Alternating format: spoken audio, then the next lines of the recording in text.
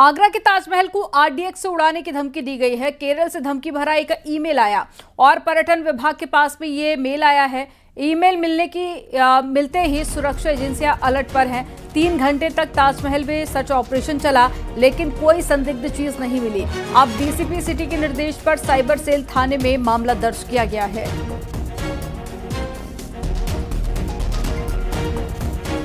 ताजमहल के अंदर red zone में जो हमारी ताज सुरक्षा की BDDS टीम है, bomb detection and disposal squad, इसको बुलाया गया और उसके स्निफर डॉग के माध्यम से विस्तृत चेकिंग अभियान अंदर चलाया गया और पूरी तरह से सघन चेकिंग की गई।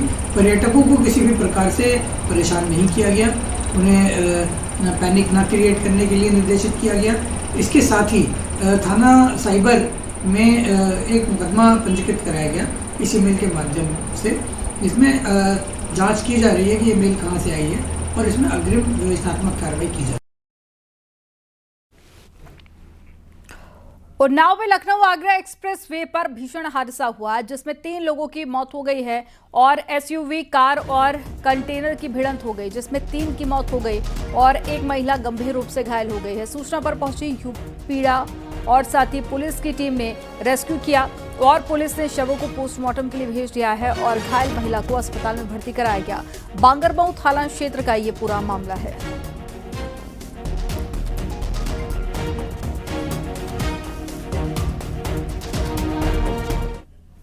पीलीभीत में इंडो नेपाल बॉर्डर के दर्जनों गांव धर्मांतरण को लेकर खासा चर्चा में है। धर्मांतरण कराए जाने की शिकायत करने वाले गुरुद्वारा कमेटी ने सनसनीखेज खुलासा किया। आरोप है कि नेपाल से आने वाले पादरी यहां रहने वाले आर्थिक रूप से कमजोर ग्रामीणों को लालच देकर बरगला रहे हैं और धर्म परिवर्तन कर ईसाई बनाने की साजिश भी रच रहे हैं। आपको रिपोर्ट दिखाते हैं।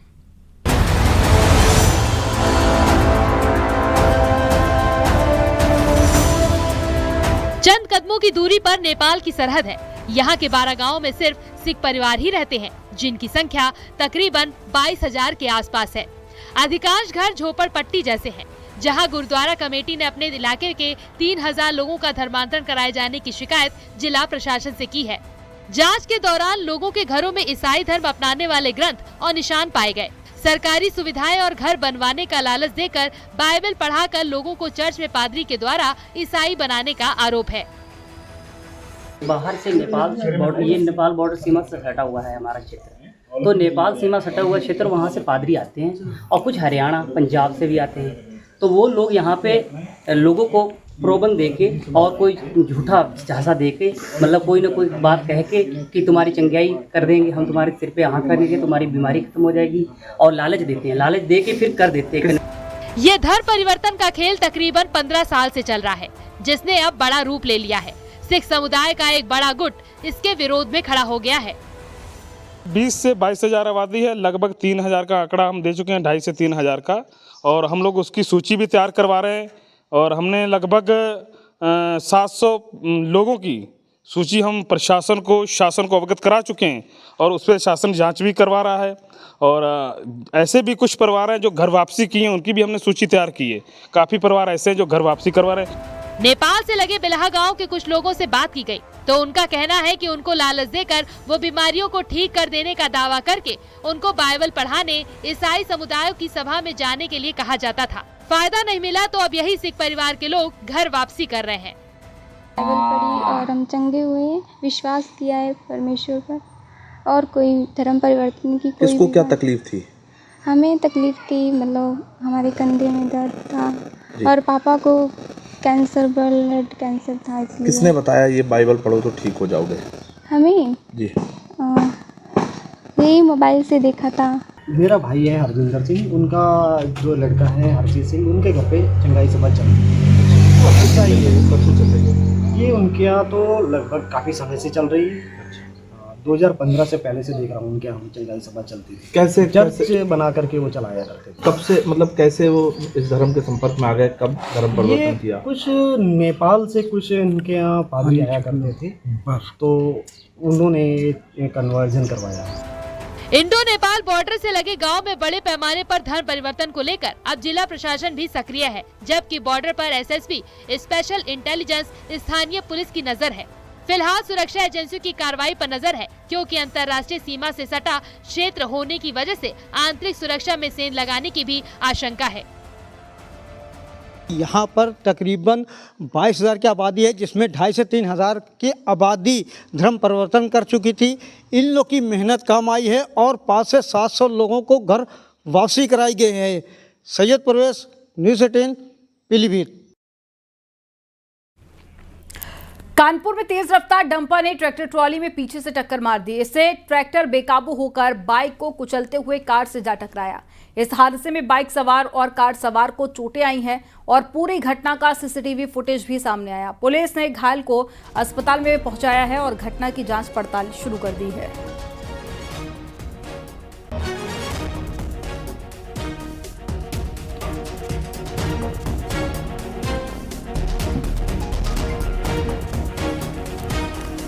रायबरेली में 4 लोग गंगा नदी में डूब गए। स्थानीय लोगों और मछुआरों ने चारों लोगों को नदी से बाहर निकाला, जिसमें से 3 लोगों की मौत हो गई है और एक व्यक्ति के घायल होने की जानकारी भी मिली है। अस्थि विसर्जन के दौरान डलमऊ गंगा घाट पर हादसा हुआ था। गंगा स्नान के दौरान 12 साल का आर्यांश नदी में डूबने लगा और उसे बचाने के लिए एक एक करके 3 लोग आगे बढ़े, लेकिन वो खुद भी डूबने लगे। गोताखोरों ने एक शख्स को बचा लिया, लेकिन 12 साल के बच्चे समेत 3 लोगों की मौत हो गई है। हादसे का शिकार हुए लोग अमेठी जिले के जगदीशपुर के रहने वाले हैं। सीएम योगी ने हादसे पर दुख जताया, घायल को बेहतर इलाज के निर्देश दिए।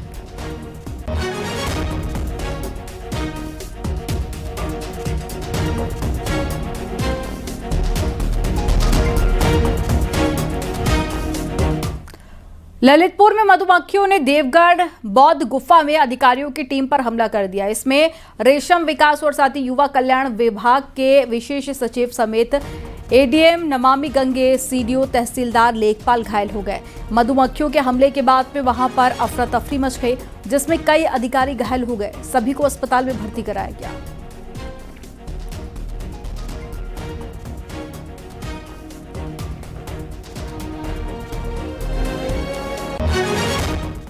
डिप्टी सीएम केशव प्रसाद मौर्य ने वाराणसी में बीच सड़क खड़े होकर आम का स्वाद लिया। बनारसी लंगड़ा आम का पूरा ठेला खरीद लिया और इसके बाद में पार्टी नेताओं और कार्यकर्ताओं के साथ में आम का लुत्फ उठाया। तिरंगा यात्रा खत्म होने के बाद में केशव प्रसाद मौर्य आम के ठेले के पास में पहुंचे। जब उन्हें पता चला कि ये बनारसी लंगड़ा आम है तो उन्होंने 8,000 रुपए देकर आम का पूरा ठेला ही खरीद लिया। इसके बाद में केशव प्रसाद मौर्य ने इस राष्ट्रीय महामंत्री सुनील बंसल, काशी के मेयर अशोक तिवारी के साथ में सड़क पर खड़े होकर आम के स्वाद का मजा लेना शुरू कर दिया। इस दौरान प्रदेश बीजेपी अध्यक्ष भूपेंद्र चौधरी भी उनके साथ में मौजूद थे।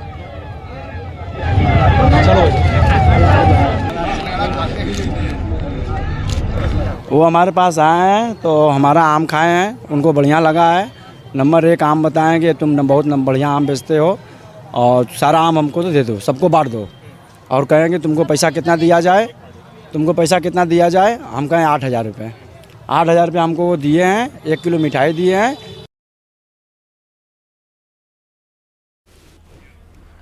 चित्रकूट में मंदाकिनी नदी को बचाने के लिए जन आंदोलन शुरू हो गया और इसी क्रम में जल शक्ति मंत्री स्वतंत्र देव सिंह ने रामघाट में मंदाकिनी नदी की सफाई की। उन्होंने घाट किनारे जमे घास और सिल्ट को साफ किया। इस सफाई अभियान में सैकड़ों की तादाद में हर वर्ग के लोग मौजूद रहे। तो ये तस्वीरें आपको दिखा रहे हैं। देखिए, गंगा की सफाई का जो अभियान है वो एक बार फिर से तेज हो गया है और चित्रकूट से ये तस्वीरें जहां पर जल शक्ति मंत्री स्वतंत्र देव सिंह ने गंगा की सफाई की और साथ ही इस अभियान में बड़ी संख्या में लोग भी पहुंचे थे इस अभियान का हिस्सा बनने के लिए। तो इस अभियान की शुरुआत प्रधानमंत्री नरेंद्र मोदी ने की थी और लगातार बीजेपी इस अभियान को आगे बढ़ा रही है ताकि गंगा को साफ और स्वच्छ बनाया जा सके।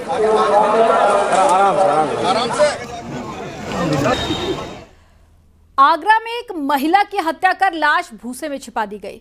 कई दिन तक पुलिस घटना की छानबीन करती रही, लेकिन शिनाख्त के बाद में जब खुलासा हुआ तो पुलिस भी हैरान रह गई। शादीशुदा महिला की हत्या उसके प्रेमी ने ही की थी। पुलिस ने आरोपी को गिरफ्तार करके घटना का खुलासा कर दिया है। आपको रिपोर्ट दिखाते हैं।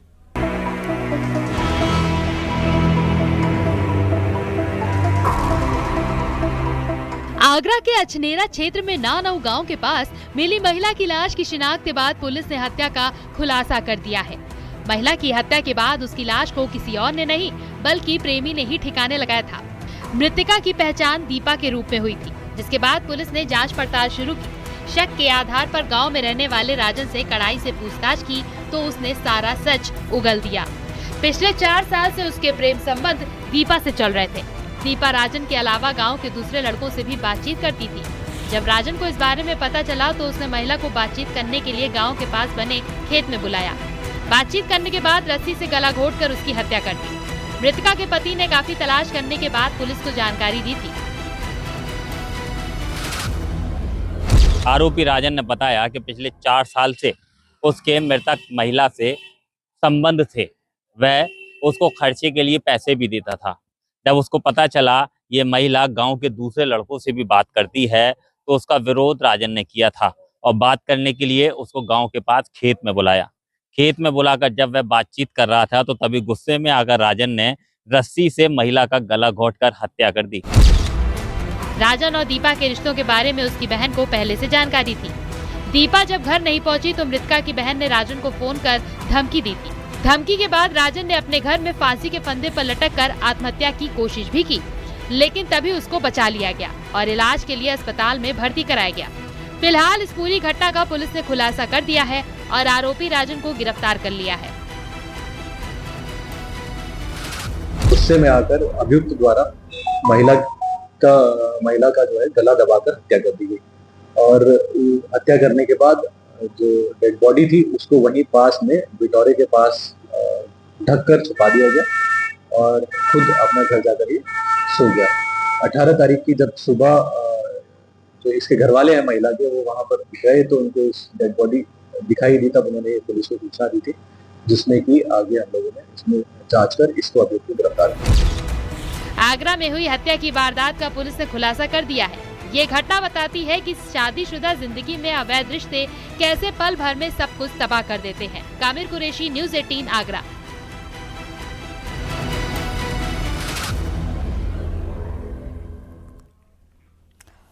वाराणसी के घाटों पर रहने वाली फ्रांस की महिला चर्चा का विषय बनी हुई है। वो गंगा घाट पर भगवान शिव की तरह तरह की चित्र बनाकर हिंदू धर्म के प्रति अपनी आस्था का इजहार कर रही है। उसकी शिव की आराधना आकर्षण का केंद्र बनी हुई है और वो पूरी तरह से भारतीय सभ्यता संस्कृति के रंग में रंगी हुई है। वेस्टर्न ड्रेस को छोड़कर उसने भारतीय वेशभूषा अपना रखा है और उसका कहना है कि फ्रांस में धार्मिक कट्टरवाद से परेशान होकर शांति के लिए वो भगवान शिव की शरण में आई है।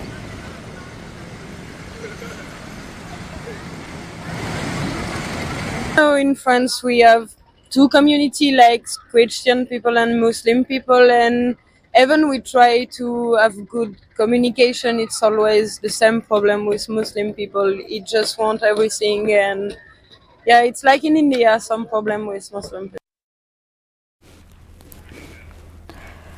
सिक्किम में शहीद हुए लेफ्टिनेंट शशांक तिवारी के अयोध्या स्थित घर सांसद अवधेश प्रसाद पहुंचे और सांसद ने पीड़ित परिवार से मिलकर शोक व्यक्त किया। सांसद अवधेश प्रसाद ने शहीद के घर तक सड़क बनाने को लेकर सरकार से मांग की है और इसके साथ ही शहीद परिवार को 1 करोड़ रुपए की सहायता देने की मांग की है। सांसद अवधेश प्रसाद ने सांसद निधि से लेफ्टिनेंट शशांक तिवारी के नाम पर एक द्वार बनाए जाने का भी संकल्प लिया। सिक्किम में ड्यूटी के दौरान नदी में डूब रहे अपने साथी को बचाने के दौरान लेफ्टिनेंट शशांक तिवारी डूब गए थे और साथी को तो बचा लिया, लेकिन माता पिता का इकलौता बेटा शहीद हो गया। ये इसका कोई मतलब नहीं है लंबाई चौड़ाई का। एक सड़क दी जाए बहुत जल्दी।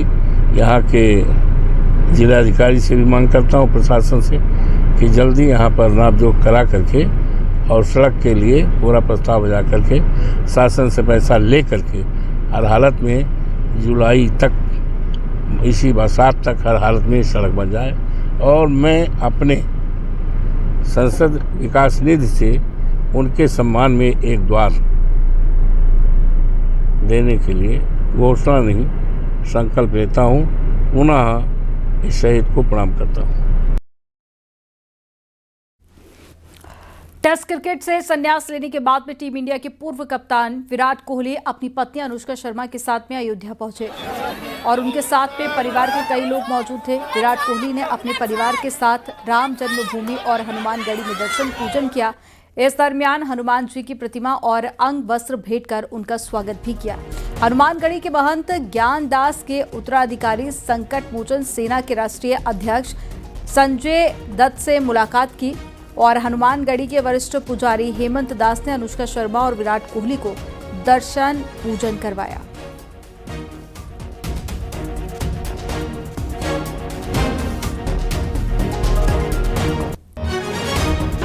आज भगवान रामलला का और हनुमान जी का आशीर्वाद विराट कोहली जी और अनुष्का शर्मा जी ने लिया है। भगवान का आशीर्वाद और भगवान श्री राम के मंदिर में भी गए और हनुमान जी का भी आशीर्वाद लिया, क्योंकि ये भगवान श्री राम का और हनुमान जी का आशीर्वाद लेना तो वैसे अयोध्या नगरी में आने के बाद लेना ही लेना है, क्योंकि जो है भगवान राम के लाडले हैं हनुमान जी, तो और राम द्वारे तुम रखवारे, इनके द्वार के रखवाले भी हैं। तो भगवान के साथ साथ हनुमान जी का भी आशीर्वाद लिया है उन्होंने और कुछ समय तक चर्चाएं भी हुई और जो है क्योंकि भगवान के बारे में और हनुमान जी के बारे में और इसका क्या महात्म है उसको बताया गया और तत्पश्चात वो निकल गए दर्शन करके। ऑपरेशन सिंदूर के बाद में लोगों की समझ में ये आ गई है बात कि फ्यूचर और नौकरी की संभावनाएं एडवांस टेक्नोलॉजी में बढ़ गई हैं और इसी को देखते हुए उत्तराखंड सरकार ने अपनी टेक्निकल यूनिवर्सिटी में उन कोर्सेज पर फोकस करना शुरू कर दिया है जो कि डिमांड में होने के साथ साथ डिफेंस फील्ड में भी काम आएंगे। आपको रिपोर्ट में दिखाते हैं। यूक्रेन, रूस और भारत पाक संघर्ष के बीच जिस तरह से ड्रोन तकनीक का इस्तेमाल हुआ, उसके बाद सरकार से लेकर आम जनता तक ये बात समझ गई है कि एडवांस टेक्नोलॉजी के साथ चलना कितना जरूरी है। उत्तराखंड सरकार ने अपनी टेक्निकल यूनिवर्सिटी में उन कोर्सेज पर फोकस कर लिया है जो युद्ध की स्थिति में उपयोग की जा सकती हैं। Robotics, drone technology, cyber security से लेकर नए एडवांस कोर्सेज स्टूडेंट्स को पढ़ाए जा रहे हैं। स्टूडेंट्स को ड्रोन बनाना सिखाने से लेकर उसकी इम्पोर्टेंस पढ़ाई जा रही है। एक ऐसी विधा खुली जिसमें कि हम लोगों ने विगत में देखा, उसको हम वॉरफेयर में यूज़ होते हमने पहले यूक्रेन और रशिया में देखा, अब हमने अपने नेबरिंग हुड में भी इसको देखा, इसका किस प्रकार से एप्लीकेशन हुआ। और ये जो ड्रोन टेक्नोलॉजी है, ये टेक्नोलॉजी आने वाले समय में ग्रो करेगी। हर क्षेत्र में इसके अपॉर्चुनिटीज़ हैं। मैं इसमें सबसे ज़्यादा अपॉर्चुनिटी डिफेंस क्षेत्र में देखती हूँ, क्योंकि ड्रोन टेक्नोलॉजी जो है ये हमारे इंटेलिजेंस सिस्टम में है। क्योंकि मैं एक साइबर सिक्योरिटी की स्टूडेंट हूँ, तो हैकिंग, दूसरे डिफेंस सिस्टम को हैक करना, दूसरी चीज़ आप डिफरेंट रोबोटिक्स, इसमें एक बहुत बड़ा इम्पैक्ट छोड़ के जाएगा। Different ma'am AI next generation में है, 5G हमारे पास currently and we are working on the 6G as well. Higher education department अब एडवांस टेक्निकल कोर्सेज को पॉलिटेक्निक कॉलेज में भी पढ़ाने जा रहा है। नई लैब खोलने से लेकर AI, रोबोटिक्स, ड्रोन टेक्नोलॉजी पर सरकार काम कर रही है। बच्चों ने खुद से ड्रोन बनाए हैं, पॉलिटेक्निक के बच्चे, इंजीनियरिंग छोड़ दीजिए, अभी पॉलिटेक्निक के बच्चों तक भी हम IoT, AI, रोबोटिक्स के लैब हम एस्टेब्लिश करने जा रहे हैं। पिछले साल हमने 4 किया, इस बार उसको और एक्सपैंड करने का ये है। तो हम हर बच्चों को जो रिक्वायरमेंट है आज की इंडस्ट्रीज में, हर जगह AI चाहिए, काम AI पे हो रहा है। कंपटीशन के जमाने में लोगों के पास नौकरी की संभावनाएं वैसे ही सीमित है, लेकिन ऑपरेशन सिंदूर के बाद लोगों की समझ में ये आ गया है कि डिफेंस सेक्टर भी एडवांस हो रहा है, लिहाजा यूथ को इसमें करियर ऑप्शन भी नजर आने लगा है। न्यूज़ 18 के लिए देहरादून से भारती सकलानी उनियाल की रिपोर्ट।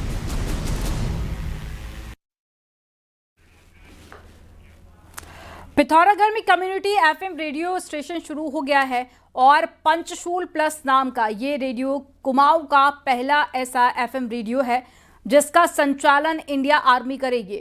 हिल से दिल तक टैगलाइन वाले FM के जरिए जहां आर्मी खुद को लोगों से कनेक्ट करेगी, तो वहीं इसके जरिए एंटरटेनमेंट के साथ में सूचनाएं भी मिल सकेंगी।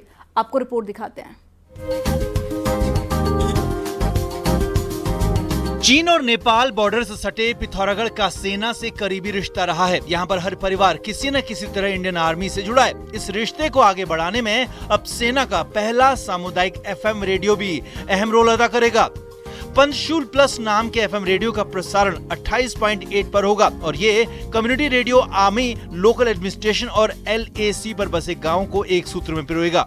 यहाँ की जो कम्युनिटी है, इसकी जो डेवलपमेंट, इस रीजन की जो डेवलपमेंट है, इसके साथ कैसे इसका तालमेल किया जाए और इंडियन आर्मी इसमें जो कंट्रीब्यूशन कर रही है उसको कैसे कम्युनिटी और रीजन तक पहुंचाया जाए। रेडियो के जरिए सैलानियों के साथ ही लोगों को भी मौसम और रोड के बारे में जानकारी मिल सकेगी। साथ ही आर्म्ड फोर्स, पूर्व सैनिक, महिला लीडरशिप और युवाओं को भी यहाँ पर एक प्लेटफॉर्म मिलेगा। कुमाऊनी परंपराएं, लोक संगीत और पर्व को आगे बढ़ाने में भी पंचशूल प्लस अहम रोल अदा करेगा। और यही नहीं, लोक कलाकारों और स्टूडेंट्स के लिए सेना का FM रेडियो काफी मददगार साबित हो सकता है। ये कम्युनिटी रेडियो स्टेशन पंचशूल जो हमारे उत्तराखंड का विशेष तौर पर सोर घाटी का जो कल्चर है, यहाँ की जो विशिष्टता है, यहाँ के जो गायन है, यहाँ का जो वादन है, यहाँ के जो कलाकार हैं, यहाँ की जो छिपी हुई प्रतिभाएं हैं, उनको भी सामने लाने के लिए एक बहुत बढ़िया प्लेटफॉर्म होगा। अच्छा इनिशिएटिव लिया है आर्मी ने कि हमको एक रिमोट टाउन है पिथौरागढ़ और उन्हें एक हमें रेडियो स्टेशन प्रोवाइड किया है। So it's I think a great opportunity for us. और ऊपर से ये हमारे स्कूल में खुला है तो हम बच्चों को भी अलग अलग चीज़ों के बारे में सीखने को मिल रहा है कि how to really do radio. Panchshool plus FM radio जहां 70% एंटरटेनमेंट प्रोग्राम प्रसारित करेगा, वहीं 30% इंफॉर्मेशन भी लोगों को मिलेगी। इंफोटेनमेंट FM रेडियो बॉर्डर के इलाकों की समस्याओं और विकास से जुड़ी चुनौतियों पर चर्चा का केंद्र भी बन सकता है। न्यूज़ 18 के लिए पिथौरागढ़ से विजय वर्धन उप्रेती की रिपोर्ट।